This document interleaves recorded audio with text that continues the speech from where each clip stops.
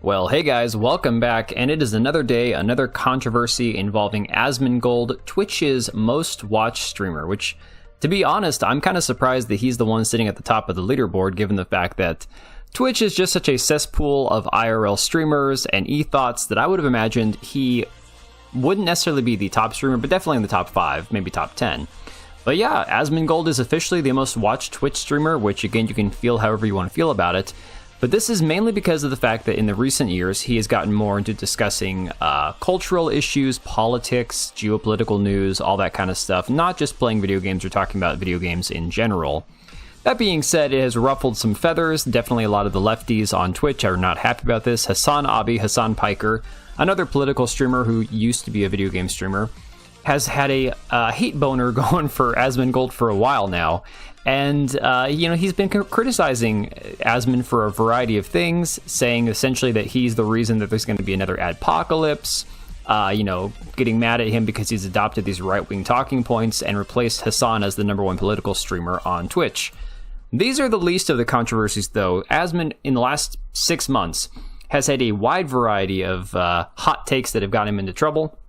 The most recent, or let's just say that the most famous, I would say, in the last 6 months being a situation regarding the Israeli-Palestinian conflict that he had to come out and apologize for. And if you weren't aware of this, he essentially said that there are differences in cultures, that not every culture is equal. If I could find the exact quote for you guys, I will. But essentially, he had to come out and apologize for this. Now, a lot of people had said, essentially, are you going to, change your opinions on things? And he's like, oh, no, I'm going to come right back and do a DEI or anti-DEI video, right? So a lot of people are saying that he's not necessarily being honest with his apology. So, of course, the thing that he did say was that Palestinians came from an inferior culture in all ways, which, again, I don't disagree with. I think it's rather telling that you're not allowed to say that not all cultures are created equal. For some weird reason, that's a hot take, when the reality is you can tell all over the world that not every culture is created equal. That's just a fact. It's an undeniable fact, and it's unfortunate that so many people get so angry about things that are just fact-based. Then, of course, we've seen a lot of these situations where he's taken the time after getting suspended for that hot take on Twitch to kind of clean up his ways. I guess he's been living in a dump in absolute filth for over a decade now. There's a lot of lore online regarding Asmongold's health and his living situation, the way that he used to live. I guess he didn't brush his teeth, causing his gums to bleed, lived with roaches. Somebody says he had a dead rat for an alarm clock. I don't know if that's true or not. But that being said, it's quite disgusting. That doesn't mean that he's necessarily wrong in some of his opinions just because he himself doesn't live a very clean lifestyle. It just definitely, it paints him in a certain light, we'll say that. Now he is in a lot of hot water, because this week he made the claim that every trans kid is a victim of a parent with mental illness. So I'm going to play the clip for you guys, and then we'll go through this article, because it doesn't just stop there. So here is the clip that in reference in this article. We're just going to play it in its entirety right now. You can be groomed for sure. No. And that's a good point, right? Is that that's why I said as an adult, is because if you're a kid and you get fed a lot of propaganda and messaging, I feel like every trans kid is actually a victim of a parent with a mental illness. That's what I believe.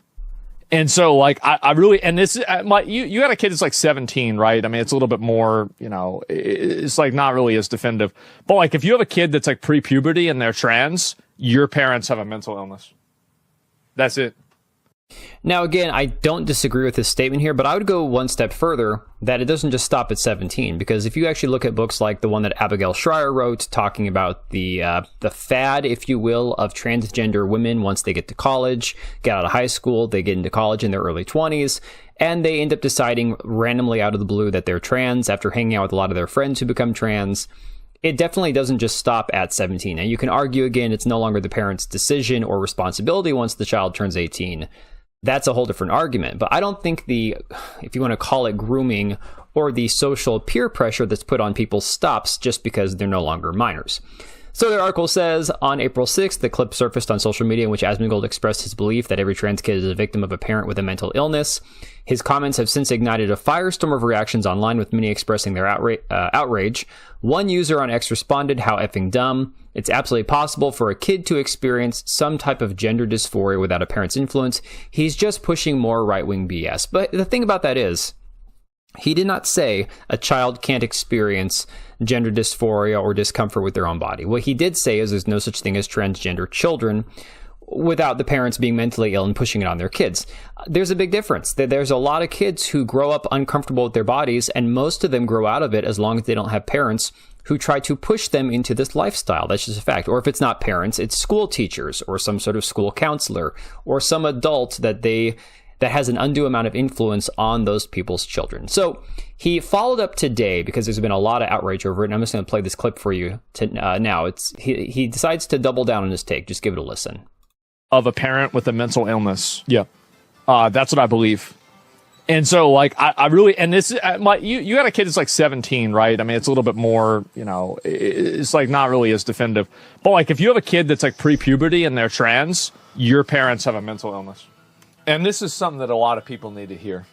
It is. It's something a lot of people need to hear. In school, yeah, no, you're right. And it could also be a school. And it's not always the parents. Sometimes it's a school too. But there's an adult with a mental illness in your life. That's a great point. And so anyway, a lot of people were posting this trying to act like, oh, wow, like, we're going to try to get him in trouble for this shit. Like, I'm sorry, but this is like a 90-10 issue. This is like beyond even 80-20. Like, everybody fucking thinks this. The only reason that nobody's saying it is because people are afraid of saying it. The fact is that, like, I don't really give a shit because, like, I mean, fuck, like, I people hate me all the time, right? So, like, there's nothing to lose. But the fact is that it's a 99-1. It's an extreme situation, and especially like we're talking about, like, I said like pre-puberty, and this is really the logic, right? Is that so pretty much you have like the idea of being trans is tied to gender roles, but when you don't even understand what your own gender role is because it doesn't exist because you're pre-puberty and you haven't even gone through any sort of like sexual development at all, how could you know that how could you know that this is not correlated to what you want? Well, guess what? The reason why is because you have an adult whispering in your ear telling you it's not. And again, like he pointed out, it doesn't just have to be the parents. A lot of times the blame can go to a family member, a friend, a counselor, a teacher. But of course, people out here are just freaking out on him, pointing out his disgusting lifestyle he used to have as far as like his health and his cleanliness. Tipster here, who I think might come out as trans one of these days. I don't know much about Tipster. He's got me blocked on Twitter, but I've never interacted with him, don't know his content. All I know is he's a big transgender advocate. Says Asmongold out here spreading anti-trans rhetoric while wearing the shirt of a band that is pro-trans. Okay, so what? There's a lot of bands that many of us like whose ideologies we don't agree with. That doesn't mean that you have to endorse everything the band believes. Asmongold used to smear blood from his gums on his walls. Yeah, again, nobody's advocating or arguing that Asmongold has had like the healthiest lifestyle possible. Twitch streamer Asmongold reportedly got evicted by his cockroaches. Okay, that's kind of funny. But yeah, it's creating a large amount of like polarization online because for some weird reason, saying that children can't be transgender without some parent or some undue influence having an effect on them to make them come to that conclusion, it's not a radical statement, guys. It truly is not. It's not that crazy. Most children who are experiencing some sort of gender dysphoria, who are going through some stuff where they're uncomfortable with their body or their gender, will come out of that without having to make any sort of radical medical decision, as long as they're left alone to do it. But anyways, guys, I'm going to leave it right there. I'm going to wrap this up. Let me know what you think about all this. I don't think that Asmongold is like some rocket science, some cutting edge like innovator that he's like saying things that nobody's ever thought before. It's just that he has the largest platform on Twitch.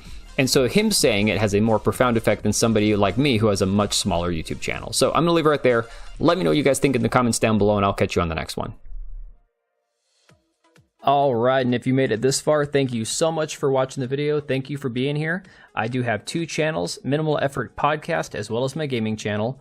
I do have a Twitch and Kick for my gaming channel. We do live streams over there occasionally, maybe once a week. And then if you are in the market for a new PC, make sure to check out Meta PCs. Click the link I have down below. Use code TBO at checkout for a special discount. Thanks again for watching, and I'll see you next time.